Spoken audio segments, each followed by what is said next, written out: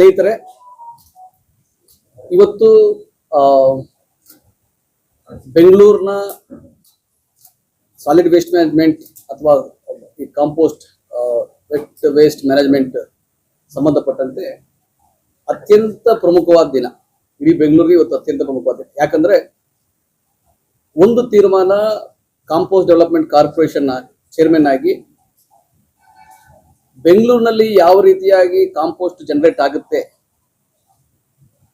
ಅದನ್ನ ಅತ್ಯಂತ ಸಮರ್ಪಕವಾಗಿ ಬೆಂಗಳೂರು ಸುತ್ತಮುತ್ತಲಿನ ರೈತರು ಸಮರ್ಪಕವಾಗಿ ಅದನ್ನು ಉಪಯೋಗಿಸಬೇಕು ಅನ್ನೋ ನಿಟ್ಟಿನಲ್ಲಿ greater Bengaluru IT industries association ಅವರು ಗಿರೀಶ್ ಅಂತ ಅದರ ಅಧ್ಯಕ್ಷರು, ಹಾಗೆ ಸಮಿತಿ ಈ CSR ಇನಿಷಿಯೇಟಿವ್ ತೆಗೆದುಕೊಂಡು ಬೆಂಗಳೂರಿನಲ್ಲಿ ಜನರೇಟ್ ಆಗೋ ಕಾಂಪೋಸ್ಟ್ ಅನ್ನ CSR ಹಣವನ್ನು ಉಪಯೋಗಿಸಿ ಕೊಂಡುಕೊಂಡು ಟ್ರಾನ್ಸ್ಪೋರ್ಟ್ ಮಾಡಿ ರೈತರಿಗೆ, ಕೋಲಾರ, ಬೆಂಗಳೂರು ಗ್ರಾಮಾಂತರ, ಚಿಕ್ಕಬಳ್ಳಾಪುರದ ರೈತರಿಗೆ ಉಚಿತವಾಗಿ ಕೊಡಬೇಕು ಅಂತ ಹೇಳಿ ಒಂದು ತೀರ್ಮಾನ ಮಾಡಿದ್ದಾರೆ.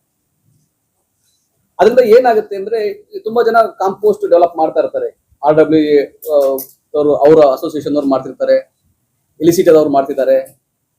ಆ ಯಾರ್ಯಾರು ಅಪಾರ್ಟ್ಮೆಂಟ್ ಅಸೋಸಿಯೇಷನ್ ಅವರು ಮಾಡ್ತಿದ್ದಾರೆ ಆ ಕಾಂಪೋಸ್ಟ್ ಅನ್ನು ಕೂಡ KCDC ಮುಖಾಂತರ ತಗೊಂಡು ಅದನ್ನ ನಾವು ಟ್ರಾನ್ಸ್ಪೋರ್ಟ್ ಮಾಡಿ ಉಚಿತವಾಗಿ ಕೊಡೋ ಮುಖಾಂತರ ಅವ್ರಿಗೆ ಎನ್ಕರೇಜ್ ಮಾಡ್ದಂಗೆ ಆಗ್ತದೆ. ಇಲ್ಲಾಂದ್ರೆ ಅವ್ರೇನ್ ಮಾಡ್ತಾರೆ ಅಂದ್ರೆ ಒಂದ್ ಕಾಲದಲ್ಲಿ ಕಾಂಪೋಸ್ಟ್ ಮಾಡ್ತಾ ಮಾಡ್ತಾ ಅವ್ರದ್ದು ಜಾಸ್ತಿ ಸ್ಟಾಕ್ ಉಳಿತದೆ, ಸ್ಟೋರ್ ಮಾಡೋ ಕೆಪಾಸಿಟಿ ಇರಲ್ಲ, ಸ್ಟೋರ್ ಮಾಡಕ್ ಸಾಧ್ಯ ಆಗೋದಿಲ್ಲ. ಕಾಂಪೋಸ್ಟ್ ಮಾಡೋದನ್ನ ನಿಲ್ಲಿಸ್ಬಿಟ್ಟು ತಿರ್ಗಾ ಸಾಲಿಡ್ ವೇಸ್ಟ್, ವೆಟ್ ವೇಸ್ಟ್ ಎಲ್ಲ ಮಿಕ್ಸ್ ಮಾಡಿ GBA ಕೊಡ್ತಾರೆ. ಆ ರೀತಿಯಾದ ಪರಿಸ್ಥಿತಿ ಆಗ್ತಾ ಇದೆ. ಅದನ್ನ ನಾವು ಕಡಿಮೆ ಮಾಡಬೇಕು, ಅದನ್ನ ಇಲ್ದಂಗೆ ಮಾಡಬೇಕು.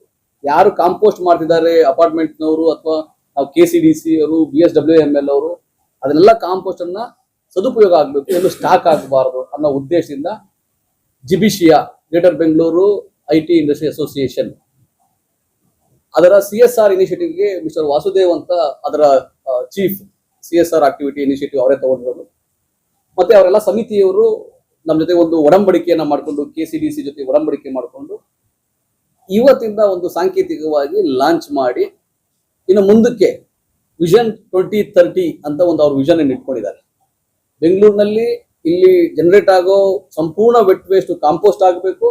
ಆ ಸಂಪೂರ್ಣ ಕಾಂಪೋಸ್ಟ್ ನಿರಂತರವಾಗಿ ರೈತರಿಗೆ ಅಥವಾ ನಾವು KCDC ಮುಖಾಂತರ ನಾವು ಕೂಡ ಅಪ್ರೋಚ್ ಮಾಡ್ತಾ ಇದೀವಿ. ಏನು ಹಾರ್ಟಿಕಲ್ಚರ್ ಡಿಪಾರ್ಟ್ಮೆಂಟು, ಅಗ್ರಿಕಲ್ಚರ್ ಡಿಪಾರ್ಟ್ಮೆಂಟು, ಬೆಂಗಳೂರಿನಲ್ಲಿ ಪಾರ್ಕ್ ಮೇಂಟೈನ್ ಮಾಡ್ಲಿಕ್ಕೆ ಅಥವಾ BSWML ಮತ್ತೆ BMRCL ಅವ್ರದ್ದು ಪಾತ್ಗಳನ್ನ ಬ್ಯೂಟಿಫಿಕೇಶನ್ ಮಾಡ್ಲಿಕ್ಕೆ, ಬೆಂಗಳೂರಿನ ಬ್ಯೂಟಿಫಿಕೇಶನ್ ಮಾಡ್ಲಿಕ್ಕೆ. ನೋಡಿ ಇವಾಗ ಟೆಂಪರೇಚರ್ ಎಷ್ಟಾಗಿದೆ ಕರ್ನಾಟಕದಲ್ಲಿ, ಬೆಂಗಳೂರಲ್ಲಿ ಇಷ್ಟೊಂದು ಟೆಂಪರೇಚರ್ ನಾವು ಕೇಳಿರ್ಲಿಲ್ಲಪ್ಪ, ಅಷ್ಟೊಂದು ಟೆಂಪರೇಚರ್ ಆಗಿದೆ. ಇದಕ್ಕೆ ಏನ್ ಮಾಡ್ಬೋದು, ನಾವು ಹೆಚ್ಚಿನ ಗಿಡಗಳನ್ನ ಬೆಳೆಸಬಹುದು. ಹೆಚ್ಚಿನ ಗಿಡ ಬೆಳೆಸಲಿಕ್ಕೆ ನಮ್ಮದೇ ಆದ ಒಂದು ಸಿಟಿ ಕಾಂಪೋಸ್ಟ್ ಇದೆ, ಎಲ್ಲಿಂದ ಆಚೆಯಿಂದ ಕೊಂಡ್ಕೊಂಡ್ ಬರ್ಬೇಕು ಅಗತ್ಯ ಇಲ್ಲ. ಅದನ್ನು ಕೂಡ ನಾವು ಒಂದು ಅಪ್ರೋಚ್ ಮಾಡ್ತಾ ಇದೀವಿ. ಆದಾಗ್ಯೂ ಕೂಡ ಇವತ್ತು ಜಿಬಿಶಿಯಾ ಅಸೋಸಿಯೇಷನ್ ಅವರು ನಮ್ಮ ಜೊತೆ ಕೈ ಜೋಡಿಸಿದ್ದಾರೆ. ಬೆಂಗಳೂರಿನ ನೈರ್ಮಲೀಕರಣಕ್ಕೆ, ಬೆಂಗಳೂರಿನ ಕಾಂಪೋಸ್ಟ್ ನ ಎನ್ಕರೇಜ್ ಮಾಡ್ಲಿಕ್ಕೆ, ಅದರ ಮ್ಯಾನ್ಯೂರ್ ಅನ್ನ ಉಪಯೋಗಿಸ್ಲಿಕ್ಕೆ, ರೈತರಿಗೆ ಉಚಿತವಾಗಿ ಕೊಡುವಂತ ಒಂದು ಅದ್ಭುತವಾದ ಕೆಲಸಕ್ಕೆ ಕೈ ಜೋಡಿಸಿದ್ದಾರೆ. ಅದಕ್ಕಾಗಿ ನಾನು ಅವ್ರನ್ನ ಅಭಿನಂದನೆ ಸಲ್ಲಿಸ್ತೀನಿ. ಹಾಗೇನೆ ಅದರ ಒಂದು ಸಾಂಕೇತಿಕವಾಗಿ ಅದನ್ನ ಲಾಂಚ್ ಮಾಡ್ಲಿಕ್ಕೆ ನಾನು ಅವರ ಅಧ್ಯಕ್ಷರು ಗಿರೀಶ್ ಅವರು ಮತ್ತೆ ವಸುದೇವ್ ಅವರು ಮತ್ತೆ ಸ್ನೇಹಿತರಿಗೆ ನಾನು ಮನವಿ ಮಾಡ್ಕೊಂತೀನಿ.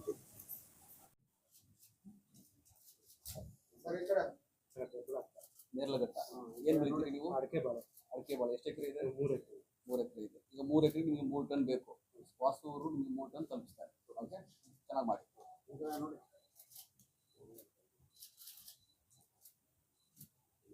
ವ್ಯವಸಾಯ ಎಷ್ಟು ಎಕರೆ ಇದೆ? 2.5 ಎಕರೆ. ಯಾವ ಊರು? ನೇರ್ಲಘಟ್ಟನೆ. ಚೆನ್ನಾಗಿ ಮಾಡಿ ಸರ್. ಸಂಜಯ್ ಅಂತ. ಏನ್ ಮಾಡ್ಕೊಂತಾವು? ನಮ್ದು 1 ಎಕರೆ 12 ಗುಂಟೆ. 1 ಎಕರೆ 12 ಗುಂಟೆ ಅಡಿಕೆ. ನೇರ್ಲಘಟ್ಟ 2 ಎಕರೆ ಅಡಿಕೆ.